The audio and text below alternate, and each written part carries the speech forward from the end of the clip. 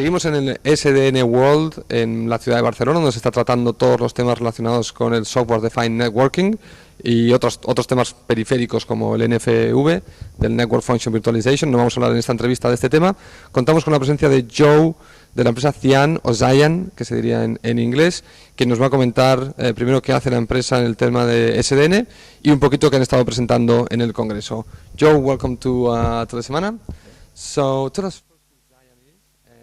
So we get to know your company, as it's the first time I get in contact with you, and then we will go for the SDN questions. Good. Yeah. Cyan is a company founded in 2006. They create SDN software, a software controller called Blue Planet. It's open, multi-vendor, and was specifically designed to virtualize, manage, operationalize, and orchestrate networks. And we also make packet optical hardware that works with the software. That's used today in optical and Ethernet networks around the world. Okay. Now tell us first off your definition of SDN, as we're seeing companies discussing different. Yeah. So SDN comes really today in two flavors. You have the inside the data center SDN. And inside the data center SDN is SDN, Big Switch and Acera, those guys focus on that. We create what's called transport SDN or carrier SDN, where we're looking to orchestrate and virtualize networks from the enterprise across a metro area or wide area, and then into the data center and out again. So it's actually a very broad scope SDN that goes across the entire network. That would be for operators, like mobile, fixed, or any? Yeah, it would be for carriers or any network operator who owns. So you could imagine you could be a very large enterprise and build your own sort of fiber infrastructure and your own network. You could also use this, but largely carriers are the one who are most interested in it. Network carriers, mobile operators, etc. From the practical standpoint, what are the main challenges you see operators facing when trying to implement SDN, given the fact that they are not huge IT companies? And SDN sounds like more, I mean, you could see a conflict there of network guys with IT guys within the operator saying, well, who's going to be in charge of this? Yeah, it's a good question. So SDN crosses multiple boundaries in a carrier. So you have the engineering team that wants to build the next generation or the network that's most efficient and cost effective for the company. Then you have the IT organization that's responsible for the software suite and and some of the management tools that they might use, and operations, which actually needs to operate the network. So SDN crosses multiple boundaries in a carrier, and it makes it for a very complex situation. What Blue Planet, our software suite, does is it crosses those lines pretty specifically. The software itself works in a multi-vendor environment. So what carriers have today, no carrier is greenfield. They're not building a brand new network. It's brownfield deployment. So our Blue Planet software supports 57 other vendors besides ourselves. It's open.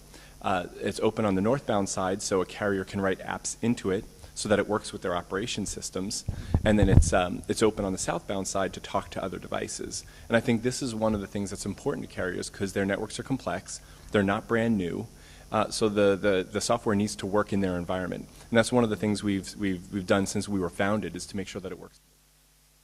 Let's assume, I'm going to just play with you a little bit. Yeah, sure. Let's assume we find an operator that starts from scratch. Yeah. How would be the SDN implementation and the benefits compared to operators that have legacy? Well, so if you're an operator starting from scratch, it's actually probably easier to do at the end of the day, obviously. But you're probably looking to put in a next generation, 100 gig network that scales from low end to high end, and you're looking to virtualize the network from the start. So a lot of carriers that have existing networks have to work with their existing infrastructure to make all this work. If you don't have that, if you're not dealing with that issue, then it's sort of much easier to deploy SDN on a new network infrastructure. So I'd argue your case is interesting, but also not very likely.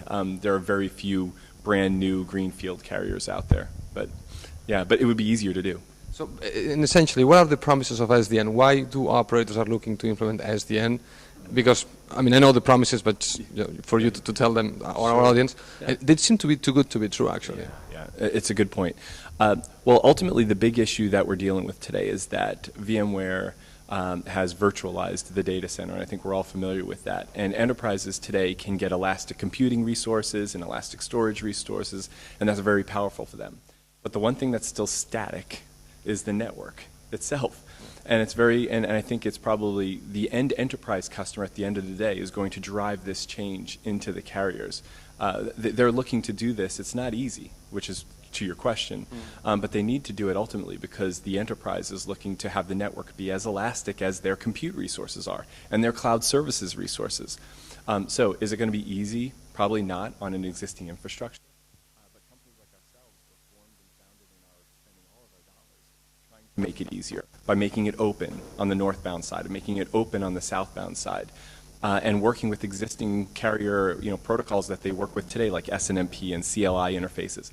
SDN is not just OpenStack and OpenFlow. In a carrier environment, it's SNMP and it's CLI and it's all the things they deal with today. And those are the things that we have taken to heart. What is your opinion or your involvement with organizations like you mentioned OpenFlow, the ONF, or the Open Daylight, which I'm seeing some signs here.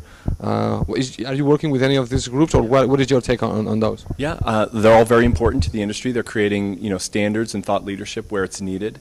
We're a part of those organizations. We're a part of Open Daylight.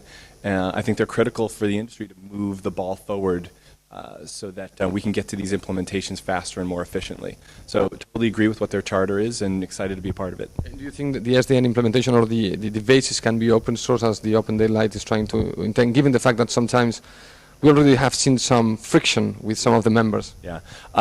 So, the charter of what Open Daylight's doing is important to the industry, of course, but we're really pragmatic and practical as a company. When we look at SDN, we're saying to ourselves, you've got OpenFlow, open source, other protocols that could come along that can control equipment or control software, and we're going to need to support that.